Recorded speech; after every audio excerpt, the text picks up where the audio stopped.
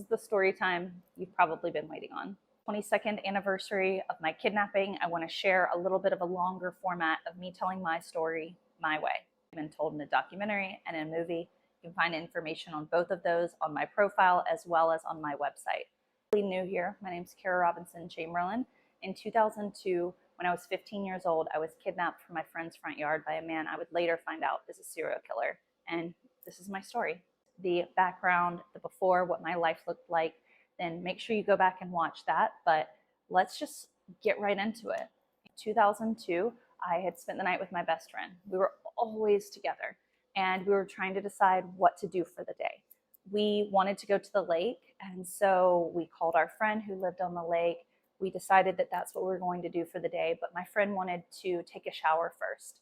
So she had called her mom and asked if there was anything that we needed to do before we left the house for the day, and her mom asked that we water the plants.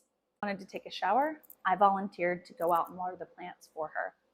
That was a decision that forever changed my life.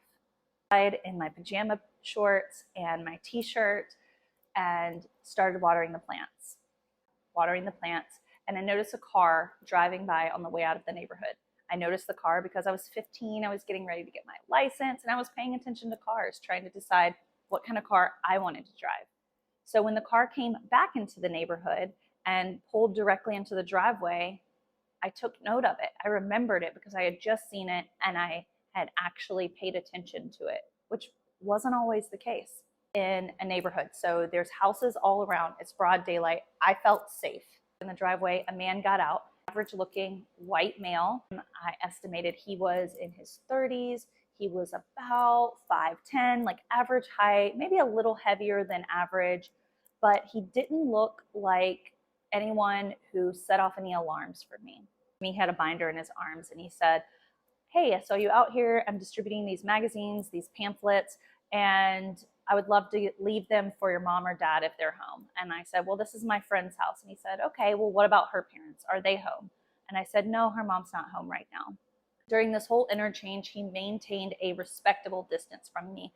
There's no red flags going off at any point during this conversation. It was when he stepped in to hand me the magazines that things changed. I immediately felt what I somehow knew to be a weapon pressed to my neck. It was a small caliber handgun, and he pressed it in and he said, "Come with me." When I felt that weapon press into my neck, I immediately went into fight or flight. If you've never experienced this, it's automatic and you don't have a lot of control over it. So when he said, "Come with me," I went, "Stop." And he said, "No, you're going to come with me." He had his right arm around my neck, and so because the handgun was so small, it could not be seen by an outside observer. I walked with him to his car. I walked to the driver's side, and he opened the driver's side door, put the seat forward, and told me to get into the back seat. When I looked into the back seat, all I saw was the seat was filled with a plastic container. I said, "Where do I go?" He said, "Get in the container."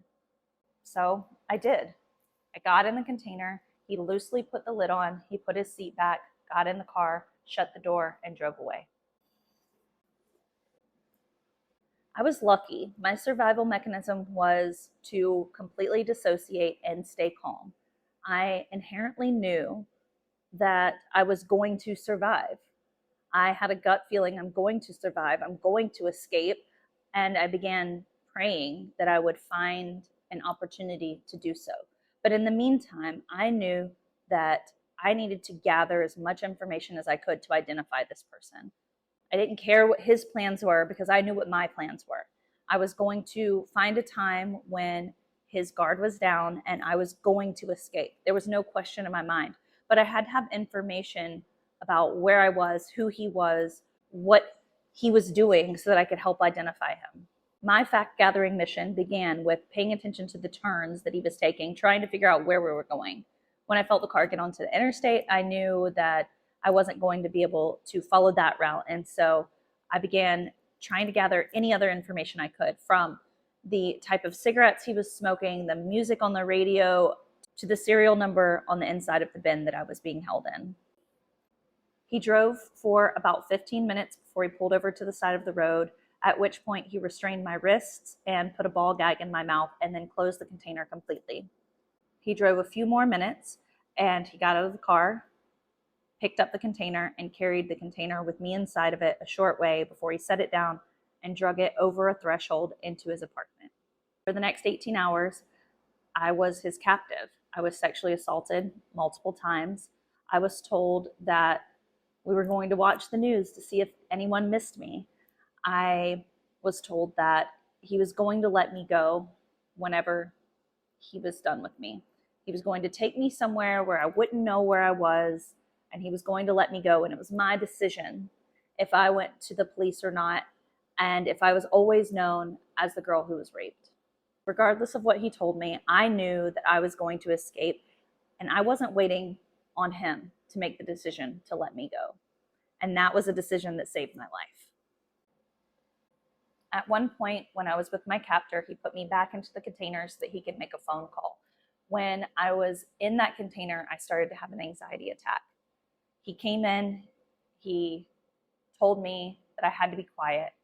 I told him I couldn't breathe, and so he said that he would take the ball gag out of my mouth and he would take the lid off of the container if I promised not to be loud. I told him I would, and he also gave me a Valium around that time. And he continued his phone call after that. I later found out he was calling his wife that was out of town. Eventually, it was time for bed. The Valium had kicked in at that point, and my captor restrained me. He put handcuffs on both of my wrists. There was a quick link, which is like a carabiner with screw type clasp that was around the middle of the handcuffs, and that was attached to a rope that was tied to the frame of the bed. And I had a leg restraint on my right leg that was also tied to the foot of the bed. So I was restrained for bed, and I eventually fell asleep. I always knew that while my captor was sleeping was probably my best case for escape. I imagined several different scenarios during the 18 hours that I was there that I would try to escape, whether that was trying to get one of his weapons and trying to fight him off or escaping while he was sleeping. But when I woke up early in the morning the next day and he was still asleep, I knew this was my best case to escape. I knew my first step was to get out of the handcuffs. I tried to squeeze my hands out, couldn't do that. So I knew I had to disconnect them from the rope.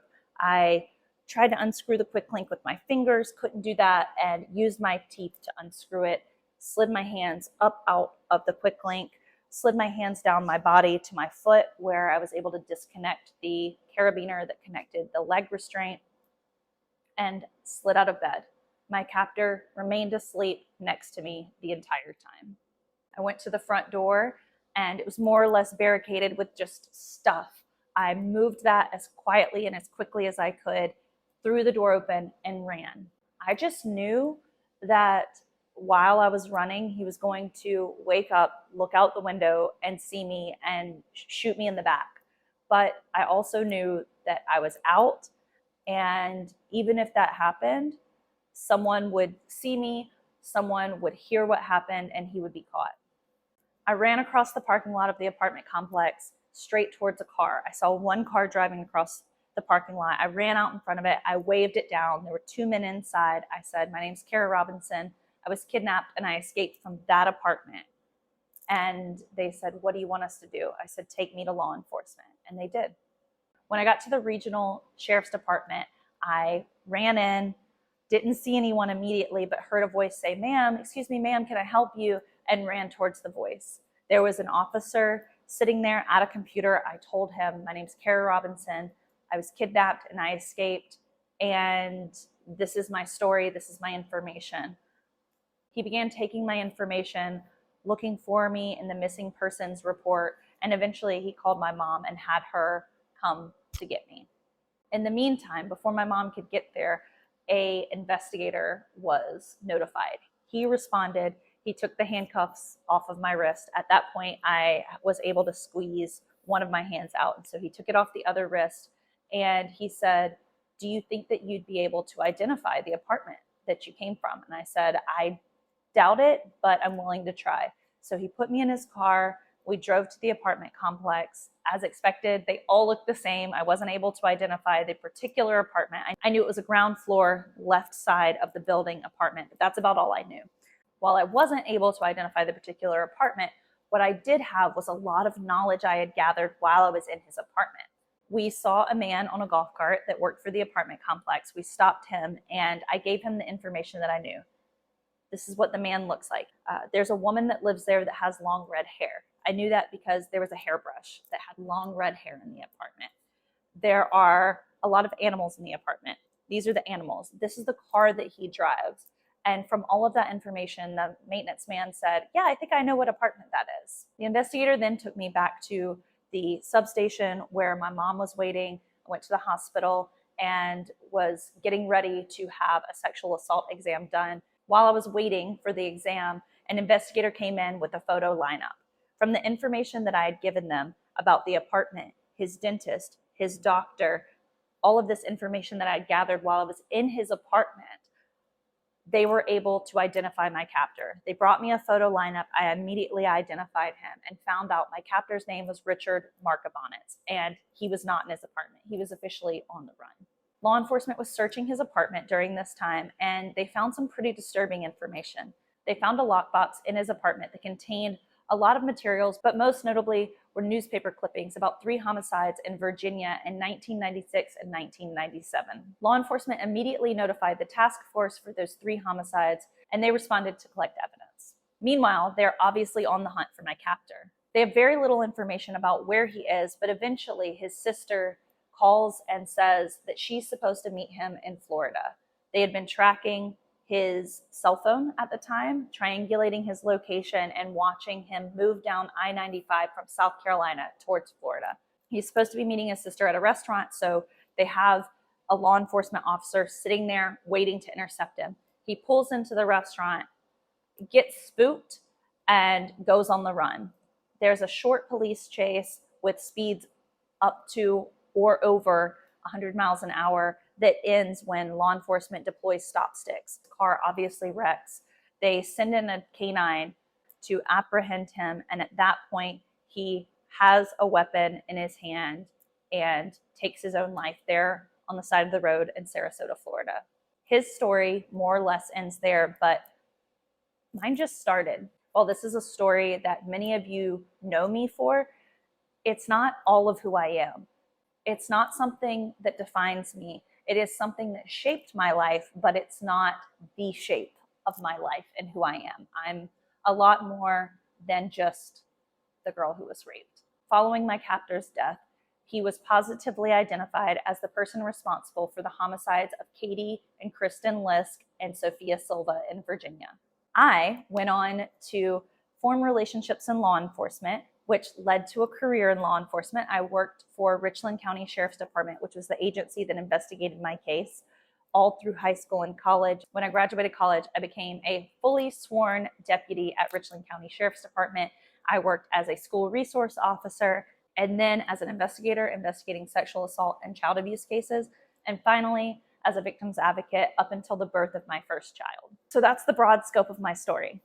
If you want to know more, please be sure to check out the documentary or the movie. Like I said, you can find more information on both of those on my website, which is KaraRobinsonChamberlain.com. But I also do a lot of Q&As, and I'm happy to answer any questions you might have. So that's it. That's the story of how my life changed and the event that forever would shape who I am, but definitely doesn't define who I am.